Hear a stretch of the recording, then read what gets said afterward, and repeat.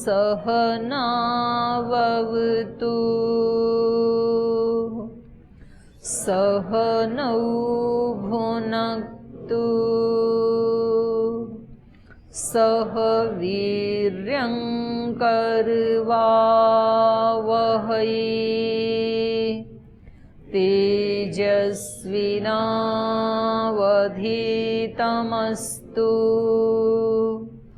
मा विद्विषावहै। ॐ शान्ति शान्ति शान्तिः।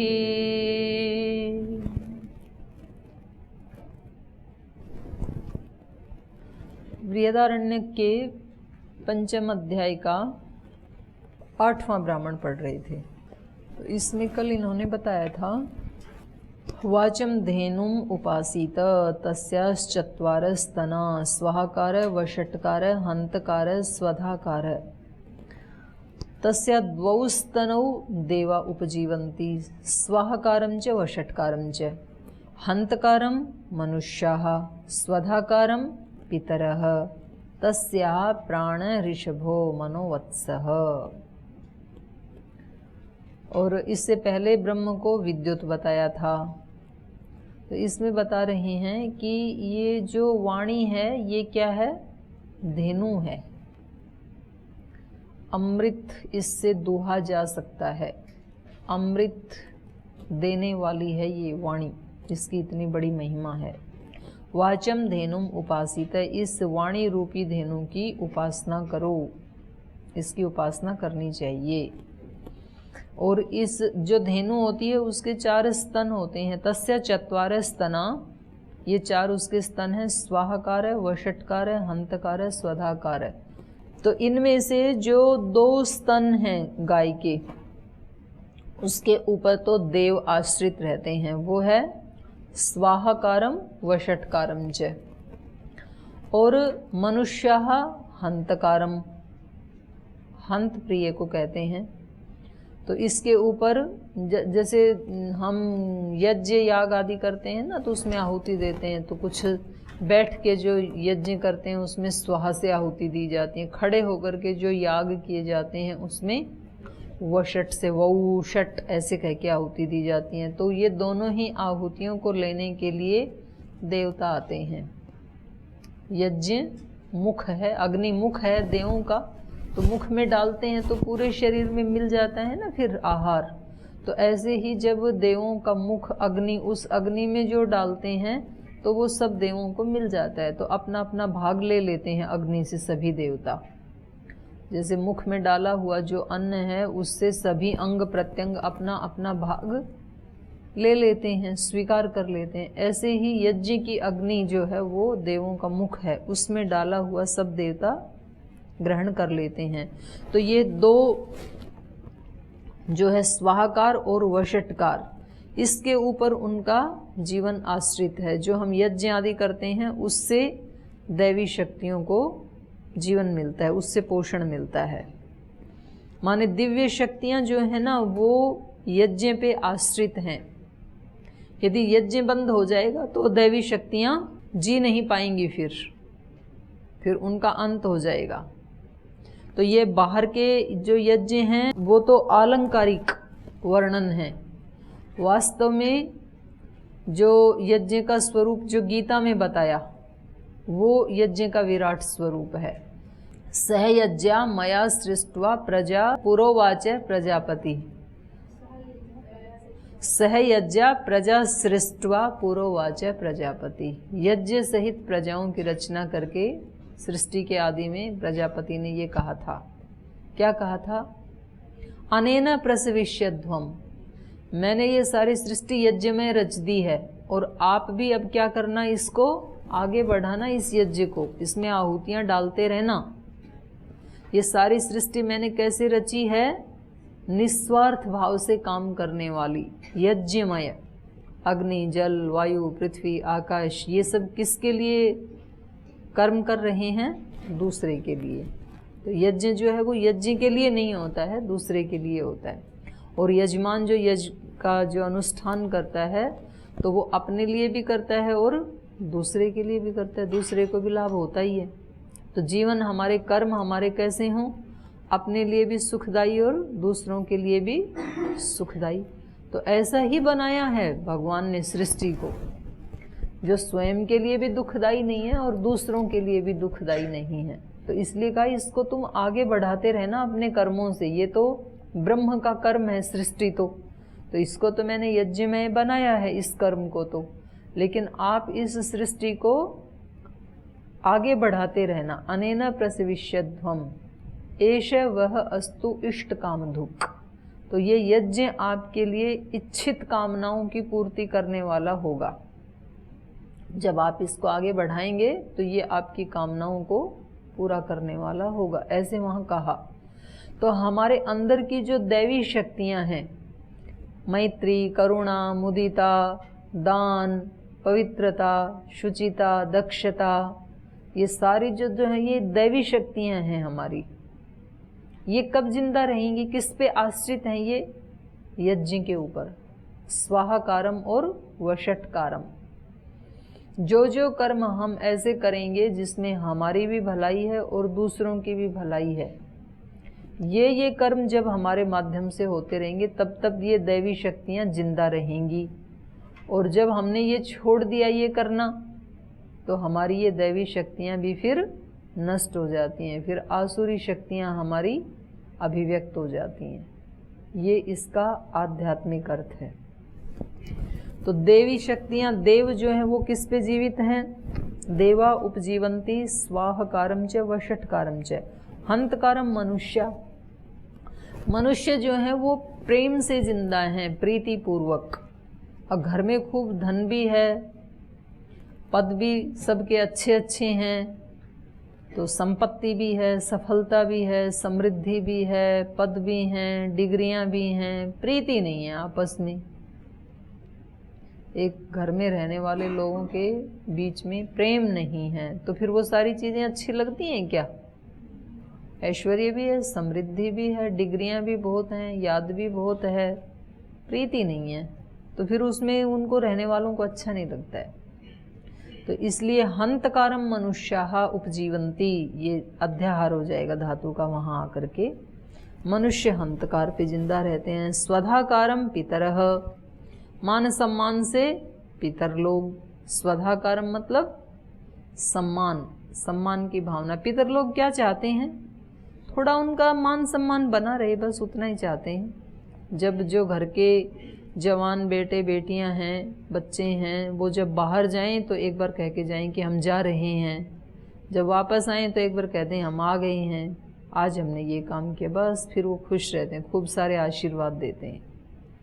और न जाते समय पूछते हैं, ना आकर के बताते हैं, उनको कहते हैं तो आपने रोटी खा लिया करो बस टाइम पे, वो भी नौकर के हाथ से दे देते हैं। तो फिर उनको अच्छा नहीं लगता है, वो दुआएं नहीं करते हैं, फिर उनके लिए दुआएं नहीं देते हैं। तो स्वधाकारम पितरः तस्या प्राण ऋषभः। तो ये जो धेनु है इसका बैल कौन है? ऋषभ कौन है? प्राणः। वाणी कब पुष्ट होती है, कब अच्छी बनती है? प्राण होगा।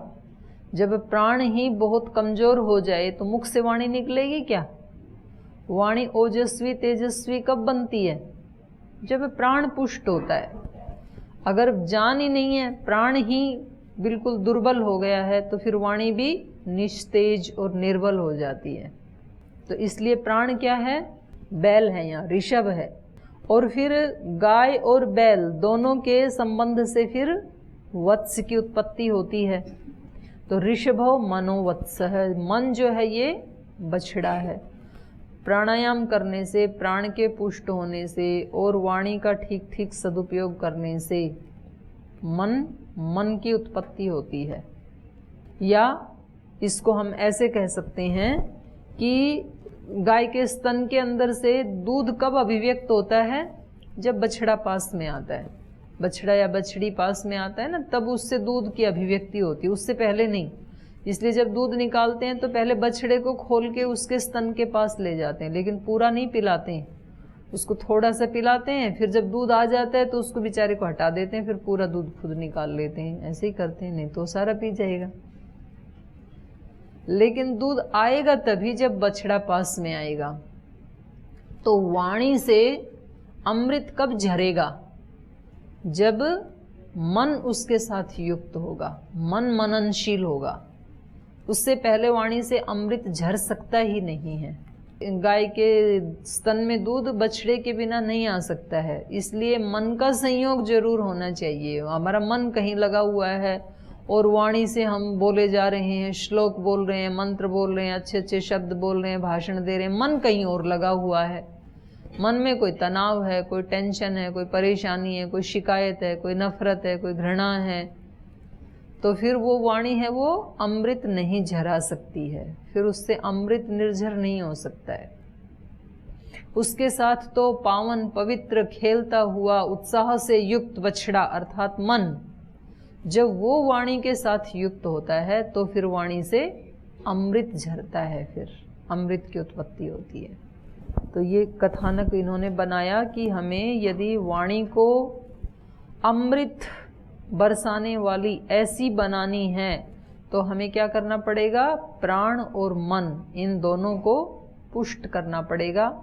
और फिर इन तीनों को पुष्ट करने के बाद जो मन से, वाणी से और प्राण से जो हमारे कर्म होंगे वो कैसे होने चाहिए? वो यज्ञीय होने चाहिए। फिर स्वाहकारम, वषटकारम, हंतकारम और स्वधाकारम, उनसे ये उठना चाहिए हमारे कर्मों से, ये चार ध्वनियाँ, तो हमारे जीवन की सार्थकता है। तो ऐसा यहाँ उपनिषदकारों ने हमें उपदेश दिया। आगे चलिए, 9वां ब्राह्मण। अयम अग्नि वैश्वानरो यो अयम अंतः पुरुषे येन इदम अन्नम पच्यते यदिदम अद्यते तस्य एष घोषो भवति यम एतत् कर्णौ अपिधाय शृणोति स यद उत्क्रमिष्यन् भवति नैनं घोषं शृणोति। अयम अग्नि वैश्वानरो, ये अग्नि ही वैश्वानर है। वैश्वानर वैसे ब्रह्म को कहते हैं, ईश्वर को कहते हैं। सारे विश्व को मिलाकर के जो एक नर बनता है, जो एक इकाई बनती है संपूर्ण, जिसमें समाहित हो जाते हैं, वो वैश्वानर है। तो वो तो ब्रह्म है। ये सारा संसार उसी का ही रूप है ना। तो कई बार इसकी उपमा दी है, पुरुष सूक्त में भी इसकी दी है, ऐसे कई बार दी है। तो अयम अग्नि वैश्वानरः यो अयम अंतः पुरुषे, तो ब्रह्मांड में तो ब्रह्म वैश्वानर है, पिंड में कौन वैश्वानर है? तो कहा ये अग्नि ही वैश्वानर है। कौन सी अग्नि? यो अयम अंतः पुरुषे, जो इस अंतःकरण में स्थित जो पुरुष है, इसमें जो अग्नि है, ये ही क्या है? वैश्वानर है। और कौन सी अग्नि? ये न इदम अन्नम पच्यते, जिससे खाया हुआ अन्न पचाया जाता है। जठराग्नि, जठराग्नि पचाती है ना खाए हुए अन्न को, लेकिन जठराग्नि भी किससे प्रदीप्त होती है? आत्मा से। आत्मा यदि निकल जाए तो जठराग्नि भी काम नहीं करेगी ना। तो हमारे अंदर जो अग्नियां हैं, चाहे वो जठराग्नि है, चाहे वो विचार की अग्नि है, योग की अग्नि है, संकल्प की अग्नि है, ज्ञान की अग्नि है, व्रत की अग्नि है, ये सारी अग्नियां कब प्रज्वलित रहती हैं? जब आत्मा है। सबका प्रेरक अग्नि तो आत्मा है ना। तो यो अयम अंतः पुरुषे येन इदम अन्नम पच्यते, ये अंतःकरण में स्थित जो पुरुष है, वो उसमें जो उसकी जो चेतना है उस पुरुष की, वो पुरुष ही चेतना है, उसकी चेतना क्या? वो जो चेतन पुरुष है वो ही क्या है? अग्नि स्वरूप है। और उसी के कारण ये खाया हुआ अन्न पचाया जाता है, उसी का नाम वैश्वानर है। ये न इदम अन्नम पच्यते यद इदम अद्यते, और जो कुछ भी ये खाया जाता है, तस्य एष घोषो भवति, तो जब हम खाते हैं तो उस अग्नि का एक घोष होता है, अंदर एक आवाज हो रही है उस वैश्वानर अग्नि में। यम एतत् कर्णौ पिधाय शृणोति, और उस घोष को कैसे सुना जा सकता है? कान बंद करके। आप खाना खाओ, आज जब खाओगे ना तो फिर जब चबाओ तो उसको सुनना, तो वो बहुत ज़ोर से सुनाई देगा। और अभी भी जब आप कान बंद करेंगे तो अंदर अंदर से भूं ऐसे एक आवाज़ आती है, तो वो उस अग्नि का घोष है। यम एतत् कर्णौ पिधाय शृणोति स यद उत्क्रमिष्यन् भवति। और वो अग्नि जब ऊपर उठने को होती है, निकलने को होती है, जब प्राण निकलने को होता है, आत्मा इस शरीर से बाहर निकलने को होती है, तब नैनम घोषम शृणोति। तो किसी की मृत्यु नज़दीक है या दूर है, इसकी यदि जांच करनी है तो अपने कान बंद करके देख लेना। यदि कान बंद करने से खूब अच्छा जोर से साउंड आ रही है तो इसका मतलब मृत्यु अभी दूर है, और बहुत धीरे धीरे आ रही है तो नज़दीक है, और आनी ही बंद हो गई है तो समझ लो घड़ी दो घड़ी के मुसाफिर हैं फिर। तो ये उपनिषदकार ने एक अच्छा मेडिकल का भी सिस्टम बता दिया। आगे बताया, यदा वै पुरुषो अस्मात् लोकात् प्रयति स वायुम आगच्छति तस्मै स तत्र विजिहिते यथा रथचक्रस्य खं तेन स ऊर्ध्वम् आक्रमते स आदित्यम् आगच्छति तस्मै स तत्र विजिहिते यथा लम्बरस्य खं तेन स ऊर्ध्वम् आक्रमते स चंद्रमसम आगच्छति तस्मै स तत्र विजिहिते यथा दुन्दुभेः खं तेन स ऊर्ध्वम् आक्रमते स लोकम् आगच्छति अशोकम् अहिमं तस्मिन् वसति शाश्वती समाः। तो ये तो घोष वाला बताया, यदि घोष नहीं हो रहा है तो मृत्यु नज़दीक है, और जब मृत्यु हो जाती है तो उसके बाद, मरने के बाद ये आत्मा कैसे ऊर्ध्व गमन करता है, कैसे निकलता है और कहाँ पहुँचता है, तो उसके बारे में बता रहे हैं। इसकी अंतिम गति बता रहे हैं। जिस आत्मा को वापस आना है तो उसके तो जैसे जैसे संस्कार हैं, तो कोई द्युलोक में जाएगा, चंद्रलोक में जाएगा, स्वर्गलोक में जाएगा, नरक लोक में जाएगा, तो वो पहले बता रखे हैं। देवयान और पितृयान आदि बता रखे हैं पंथ, तो वो पूरी यात्रा आपने पढ़ी है, वो कैसे कैसे जाते हैं, कैसे कैसे अपने कर्मों के अनुसार वापस आ जाते हैं। लेकिन जिसको वापस आना ही नहीं है, जो मोक्ष को प्राप्त हो गया, उस आत्मा की क्या गति है, वो कैसे जाता है और कहाँ पहुँचता है अंतिम, उसके बारे में बता रहे हैं। यदा वै पुरुषो अस्मात् लोकात् प्रयति, जब ये पुरुष, जब ये आत्मा इस लोक से प्रयाण करता है तो सबसे पहले स वायुम आगच्छति, वो वायु को प्राप्त होता है, वायु में लीन हो जाता है, वायु लोक, अंतरिक्ष लोक। तस्मै स तत्र विजिहिते, तो उसके लिए स मतलब वो वायु, जैसे वो वायु के पास गया, वायु लोक में गया, तो वायु उसके लिए मार्ग छोड़ देता है। स तत्र विजिहिते, वह वहाँ उसके लिए, विजिहिते मतलब छोड़ देता है। स तत्र विजिहिते यथा रथचक्रस्य खम, तो वो जो वायु लोक है ना, उसमें एक ऐसा होल हो जाता है, एक छेद हो जाता है, जैसे कि रथ के चक्र के बीच में होता है एक छेद, ऐसा छेद उस वो वायु है ना, वो मतलब रास्ता दे देती है, एक वहाँ पर छेद बना देती है, उसके माध्यम से वो ऊपर उठ जाता है आत्मा। तत्र विजिहिते यथा रथचक्रस्य खम तेन स ऊर्ध्वम आक्रमते, और उस होल के माध्यम से, उस छिद्र के माध्यम से वो ऊपर आक्रमते, ऊपर चला जाता है आकाश में। और कहाँ जाता है ऊपर? आदित्यम आगच्छति, अंतरिक्ष लोक से, मतलब वायु लोक से, अंतरिक्ष लोक से फिर वो किस लोक में पहुँच जाता है? आदित्य लोक में। आदित्यम आगच्छति, तस्मै स, उस आत्मा के लिए, स मतलब वो आदित्य, तत्र विजिहिते, वो भी मार्ग बना देता है। कैसे आगे जाने का मार्ग बनाता है? यथा लंबरस्य खम, लंबर बाजा जानते हैं? लंबर बाजा क्या होता है? वाद्य होता है ना, बजाने वाला। आदित्य लोक में वहाँ लंबर बाजा नहीं होता है, उसका जैसा छेद बता रहे हैं।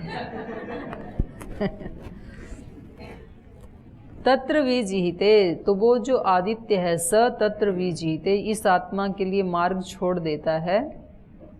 यथा लंबरस्य खम, खम मतलब आकाश, एक वाद्य यंत्र है, ये बजाने वाला बाजा है। तो जैसे उसमें उसका जो आकाश है और उसका जो छिद्र है, ऐसा छिद्र बन जाता है यहाँ पर इसके लिए। तेने से ऊर्ध्वम आक्रमते, उस मार्ग से, उस छिद्र मार्ग से फिर ये ऊपर चला जाता है। और वहाँ से ऊपर कहाँ जाता है? स ऊर्ध्वम आक्रमते स चंद्रमसम आगच्छति, चंद्रलोक को प्राप्त होता है।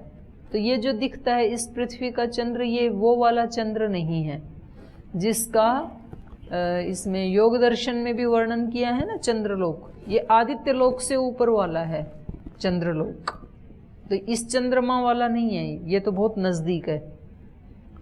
तो फिर ये आदित्य से भी ऊपर चंद्रमसम आगच्छति, चंद्रलोक को प्राप्त हो जाता है। तस्मै से तत्र विजिहिते, फिर ये चंद्रमा भी उसके लिए मार्ग बना देता है, मार्ग खाली कर देता है।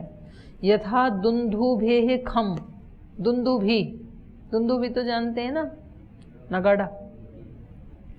यथा दुंदुभेः खम, जैसे दुंदुभी का आकाश होता है, मतलब ऐसा एक छिद्र बन जाता है दुंदुभी के जैसे समान उसमें। तो उसका छिद्र, छिद्र मतलब यहाँ आकाश, आकाश का मतलब है अवकाश। आकाश का मतलब ऐसे खुला वाला आकाश नहीं, आकाश मतलब अवकाश। तो जैसे दुंदुभी का छिद्र होता है, ये जो अवकाश है ऐसे उसको अवकाश दे देता है चंद्रलोक। तस्मै तत्र विजिहिते यथा दुंदुभे खम तेन स ऊर्ध्वम आक्रमते स लोकम आगच्छति। तो ये अंतिम लोक है। कैसा लोक है ये? अशोकम, जहाँ पर शोक नहीं है, शोक रहित। और अहिमम, हिम से रहित। हिम का मतलब है यहाँ पर जड़ता, बर्फ जो है जड़ता का प्रतीक है। तो जहाँ जड़ता नहीं है, केवल मात्र चेतन ही चेतन है, ऐसे लोक को। और जहाँ पर शोक नहीं है, आनंद ही आनंद है, तो ये चंद्रलोक से भी ऊपर वाला लोक है, आनंद लोक, जहाँ पर शोक का अभाव है और जड़ता का अभाव है। अशोकम अहिमम तस्मिन् वसति शाश्वती समाहा। और उस लोक में कौन रहती हैं? शाश्वती समाहा। शाश्वती माने शाश्वत रूप से, फिर वहाँ से वापस नहीं आएगा, चिरकाल तक।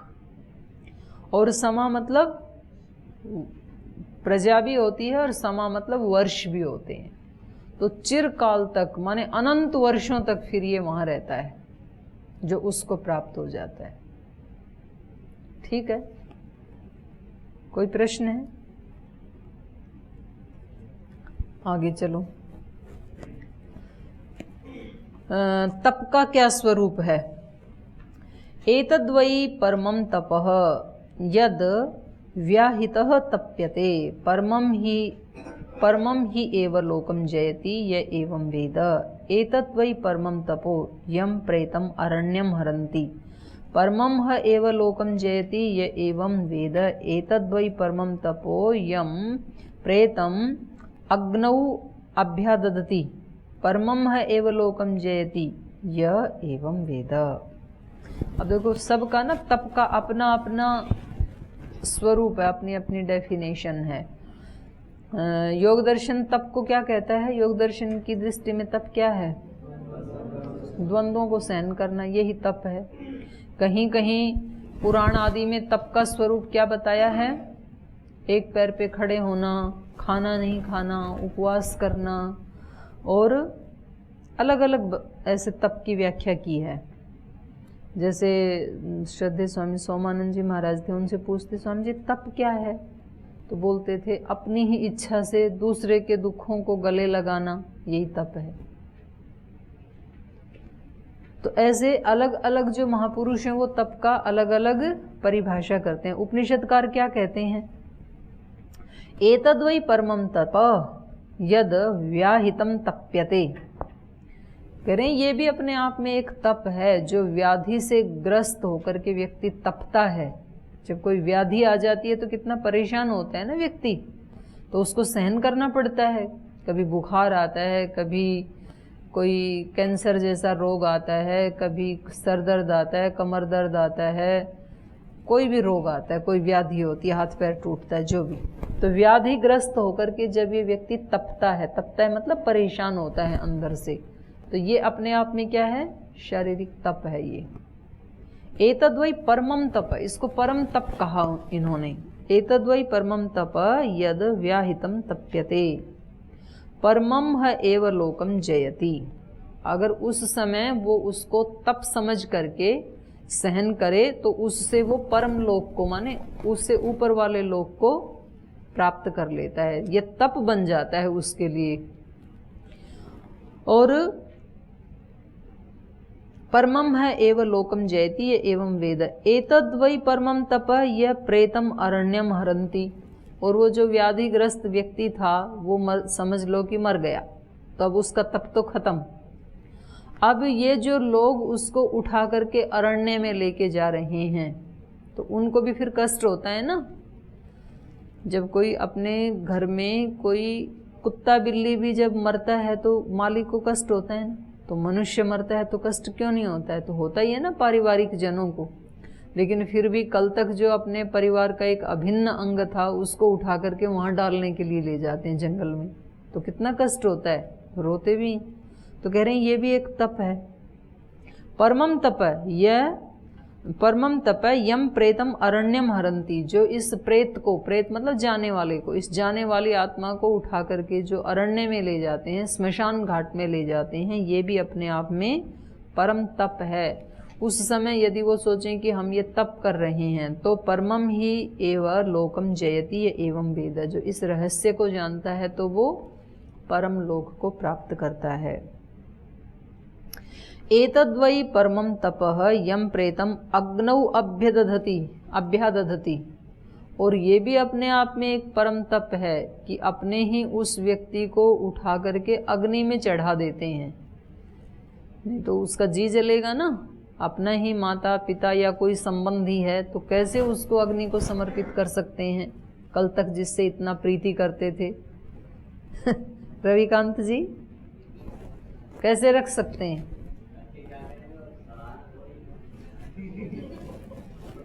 तो ये अपने आप में तप है, ऐसे नहीं रखा जाता है, जी जलता है रखने वाले का।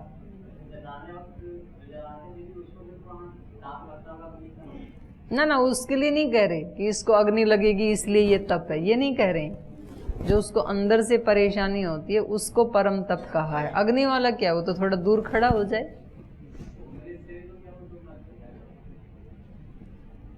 ऐसे तो आप बोल रहे हो ना, जब कोई अपना व्यक्ति मरता है तब पता चलता है उसको कैसे अग्नि में रखा जाता है, तो बड़ा कठिन होता है। तो इसलिए कहा ये भी परम तप है। यह एवं वेद एतद्वै परमं तप यत प्रेतम अग्नौ अभ्यादधति परमं है एव लोकम जयति, ये एवं वेद। तो जो इस रहस्य को जानता है वो परम लोक को प्राप्त करता है। एक और पढ़ देती हूँ। अन्नम ब्रह्म इति एक आहु तन्न तथा पूयति वा अन्नम ऋतेः प्राणात् प्राणो ब्रह्म इति एक आहु तन्न तथा शुष्यति वै प्राण ऋते अन्नाद् एतेः तु एव देवते एकधा भूयं भूत्वा परमतां गच्छः तस्तद्धः स्मः प्रात्रिदः पितरं किं स्विद् एवं एव विदुषे साधु कुर्यां किम एव अस्मात् साधु कुर्याम इति। सह स्मः पाणिना मा प्रात्रिद कस्तु एनयो एकधा भूयं भूत्वा परमतां गच्छति इति। तस्मा ऊह एतत् उवाच वीति अन्नं वै व्यन्ने हि इमानि सर्वाणि भूतानि विविष्टानि रमीति प्राणो वै रम प्राणे हि इमानि सर्वाणि भूतानि रमन्ते सर्वाणि है वा अस्मिन् भूतानि विशन्ति सर्वाणि भूतानि रमन्ते ये एवं वेद। अन्न के बारे में बता रहे हैं। अन्नम ब्रह्म इति एक आहु। कुछ लोग कहते हैं कि ये अन्न क्या है, ब्रह्म है। अन्नम ब्रह्म इति एक आहु तद्न, तो ये ठीक नहीं है ऐसा कहना। क्यों? तथा पूयति व अन्नम ऋते प्राणात्, क्योंकि ये जो अन्न है ये तो पूयति, तथा पूयति व अन्नम ऋते प्राणा, ऋते प्राणात अन्नम पूयति, क्योंकि प्राण के बिना तो अन्न सड़ जाते हैं। तो अन्न ब्रह्म नहीं है, उसके साथ प्राण भी जुड़ा हुआ है। ऋते प्राणात अन्नम पूयते, सड़ जाते हैं अन्न। तो इसलिए क्या कहा इन्होंने, प्राणो ब्रह्म इति एकहु। फिर कुछ कहते हैं तो फिर प्राण ही ब्रह्म है, तो कह रहे हैं तन्न, ये भी ठीक नहीं है। कुछ कहते हैं अन्न ही ब्रह्म है, ये ठीक नहीं है क्योंकि प्राण के बिना अन्न सड़ जाते हैं। कुछ कहते हैं प्राण ही ब्रह्म है, तो वो भी ठीक नहीं है। क्यों? तथा शुष्यते वही प्राण ऋते अन्नात्, क्योंकि अन्न के बिना प्राण भी सूख जाते हैं। अगर अन्न ना दिया जाए तो प्राण भी सूख जाएंगे, तो दोनों ही मान्यताएं ठीक नहीं हैं। शुष्यति वही प्राण ऋते अन्नाद, एते ह तु एव देवते। एते मतलब ये द्विवचन, ये दोनों ही देवता हैं। एते है वही तु एव देवते, ये ही दोनों देवता हैं जो एकधा भूयम भूत्वा, जो एकाकार होके, दोनों का समन्वय होकर के परमताम गच्छत, तब ये श्रेष्ठता को प्राप्त करते हैं। अन्न और प्राण दोनों मिलकर के, अन्न जो है वो भौतिक समृद्धि का प्रतीक है और प्राण जो है वो निःश्रेयस का प्रतीक है। तो अभ्युदय और निःश्रेयस दोनों मिलकर के धर्म की उत्पत्ति करते हैं। तो ऐसे ही यहाँ उपनिषदकार भी कह रहे हैं कि ये दोनों ही देवता एकधा भूयम भूत्वा, एकाकार होकर के परमताम गच्छत, श्रेष्ठता को प्राप्त करते हैं। तो ये तो फिर जो है ना बड़ा है और अभी टाइम हो गया, तो इसको फिर आगे कल पूरा करेंगे। तो आज तो इतना ही समझ लो कि अन्न अकेला ब्रह्म नहीं है, प्राण भी अकेला ब्रह्म नहीं है, केवल भौतिक अकेला अपने आप में पूर्ण नहीं है और केवल अभौतिक भी अपने आप में पूर्ण नहीं है। भौतिक अभौतिक, अभ्युदय निःश्रेयस, स्थूल सूक्ष्म, अन्न और प्राण, दोनों के समन्वय से ही परमता को ये आत्मा प्राप्त करता है।